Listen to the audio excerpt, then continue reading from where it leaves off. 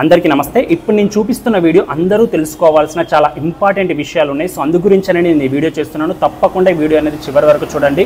చాలా ఆలోచించాల్సిన విషయాలు అనేది మీకు తెలుస్తాయి. సో మన భారతదేశం అనేది ఎందుకు ఒక పప్పెట్ లాగా ఉండాలని బయట దేశాలు అనుకుంటున్నాయి. అండ్ ఇక్కడ గవర్నమెంట్లు ఫామ్ అయ్యేటప్పుడు కూడా సింగిల్ ఒక మెజారిటీతో కాకుండా అనేక పార్టీలు కలిపి మాత్రమే ఇక్కడ గవర్నమెంట్ ఫామ్ చేసేలాగా బ్యాక్గ్రౌండ్లో వర్క్ అనేది ఎందుకు చేస్తున్నారు. ఇప్పుడు నరేంద్ర మోడీ గారు వచ్చిన తర్వాత వాళ్ళ ఆటలేం సాగకుండా ఉండడం వల్ల సో మరి నెక్స్ట్ రాబోయే వాటి కోసం కూడా ఎంత ట్రై చేస్తున్నారు. సో ప్రీవియస్ ఇప్పుడు ఇవన్నీ విషయాల గురించి సో జర్నలిస్ట్ సాయి గారు విశ్లేషణతో చెప్పినటువంటి ఈ యొక్క వీడియో ఏదైతే ఉందో నాకు చాలా ఆలోచించాల్సిన విషయంగా అనిపించింది. ఆయన తప్పకుండా వీడియో అనేది చూడండి. చూసిన తర్వాత ఆయన విశ్లేషణ మీద అండ్ నెక్స్ట్ రాబోయే ఎలక్షన్స్ మీద మనం ఎలా స్ట్రాంగ్గా ఉండాలి మన ఇండియా పరంగా అని చెప్పేసి అనేది సో మీరు ఆలోచించి కామెంట్స్ అనేది తప్పకుండా తెలియచేయండి. సో చూసేయండి వీడియో అనేది. ఇంకా ప్రపంచ శక్తులైనటువంటి అమెరికాకైనా చైనాకైనా భారతదేశం కూడా ఒక పాకిస్తాన్లా ఉండాలి. పర్ఫెక్ట్ లీడర్స్ ఉండాలి.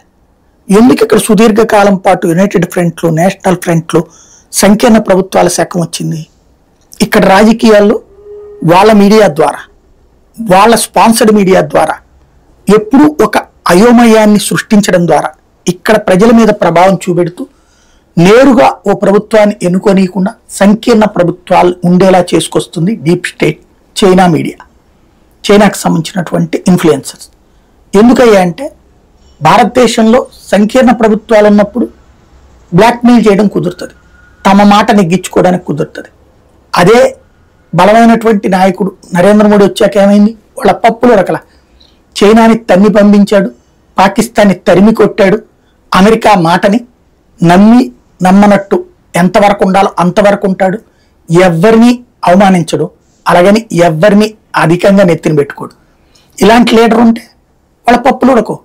అదే ఓ షాబాజ్ షరీఫ్ లాగా ఉంటే, లేదా మన దేశంలోనే చూస్తే ఒకప్పటి మన్మోహన్ సింగ్ లా ఉంటే, లేదా గుజరాల్లా ఉంటే, దేవగౌడ లాగా ఉంటే, అమెరికా ఇట్లా చెప్పింది ఇది కావాలట, చైనా ఇట్లా చెప్పింది ఇది కావాలంట అని వాళ్ళ ల్యాబిస్టులు మన అధికారులు ఉంటారు. వాళ్ళు చెప్పిందని ఆచరణలో సంతకాలు పెట్టేస్తారు వీళ్ళు పాలసీ. ఇప్పుడు నరేంద్ర మోడీ అట్లాంటోడు కాదు. ఆపడానికి చూశారు, 3 సార్లు ప్రయత్నించారు, 3 సార్లు ప్రధానమంత్రి అయ్యాడు, మొన్న కొంతవరకు తగ్గించగలిగారు.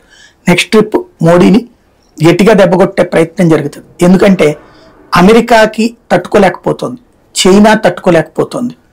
ప్రపంచవ్యాప్తంగా ఏదైతే భారత్ బలహీనంగా ఉండాలని కోరుకునే శక్తులు తట్టుకోలేకపోతున్నాయి. తనకి ప్రాణహాని ఉంటుంది.